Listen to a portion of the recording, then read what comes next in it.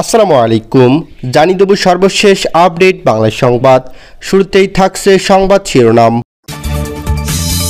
এদিকে গোপালগঞ্জ জাতীয় নাগরিক পার্টি এনসিপি সমাবেশে হামলায় নিন্দা জানিয়েছে বিবৃতি দিয়ে অন্তর্বর্তী সরকার।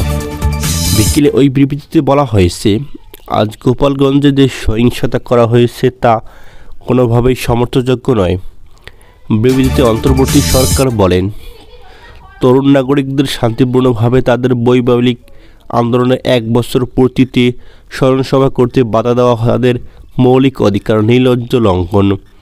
জাতীয় নাগরিক পার্টির সদস্য পুলিশ ও গণমাধ্যম বর্বরোচিত হামলার শিকার হয়েছে, তাদের গাড়ি ভাঙচুর করা হয়েছে এবং লোকজনকে সহিংস আক্রমণ করা হয়েছে। নিষিদ্ধ আওয়ামী লীগের ছাত্রলীগ ও আওয়ামী লীগের সদস্যরা এই হামলা চালিয়েছে বলে অভিযোগ রয়েছে। উল্লেখ করে বিবৃতিতে বলা হয়, এই ঘৃণ্য কর্মকাণ্ডের শাস্তি হবে। অপরাধীদের অবশ্যই দ্রুত শনাক্ত করে পূর্ণ জবাবদিহিতার আওতায় আনা হবে। বাংলাদেশের কোনো নাগরিকের উপর এ ধরনের সহিংসতার কোনো স্থান নেই। দ্রুত পদক্ষেপ নেওয়ার সেনাবাহিনী ও পুলিশের প্রশংসা করে অন্তর্বর্তী সরকার বলেছে, এ ধরনের ক্ষতির হুমকি সত্ত্বেও যেসব শিক্ষার্থী ও লোকজন তাদের সমাবেশ চালিয়ে গেছেন তাদের সাহস ও দৃঢ়তার প্রশংসা করছি আমরা। এদিকে সরকারের বিবৃতিতে বলা হয়েছে, এই বর্বরতার জন্য দায়ী ব্যক্তিরা বিচারের মুখোমুখি হবে। এটা স্পষ্ট করছে যে আমাদের দেশে সহিংসতার কোনো জায়গা নেই। অবশ্যই ন্যায় বিচার এবং তা অবশ্যই হবে।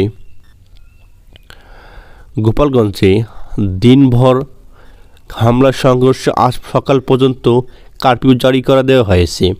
এদিকে গোপালগঞ্জের জাতীয় নাগরিক পার্টির এনসিপি জুলাই পদযাত্রা ঘিরে দিনভর দফায় দফায় হামলা ভাঙচুর, অগ্নিসংযোগ ও ককটেল বিস্ফোরণের ঘটনা পর্যন্ত ঘটেছে। গতকাল আওয়ামী লীগ ও নিষিদ্ধ ছাত্রলীগের নেতাকর্মীরা এই হামলা চালিয়েছে। হামলাকারীদের সঙ্গে আইনশৃঙ্খলা রক্ষাকারী বাহিনীর সংঘর্ষে 4 জন নিহত, অন্তত 9 জন গুলিবিদ্ধ সহ অর্ধশতাধিক ব্যক্তি আহত হয়েছেন। এদিকে 1 জুলাই থেকে সারা দেশে মাসব্যাপী জুলাই পদযাত্রার কর্মসূচির অংশ হিসেবে গতকাল গোপালগঞ্জ ঘোষণা করেছিল এনসিপি।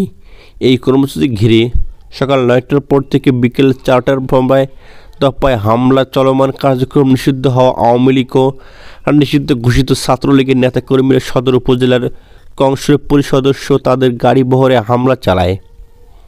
এমনকি তারা ইহুনের গাড়িতেও হামলা চালায়।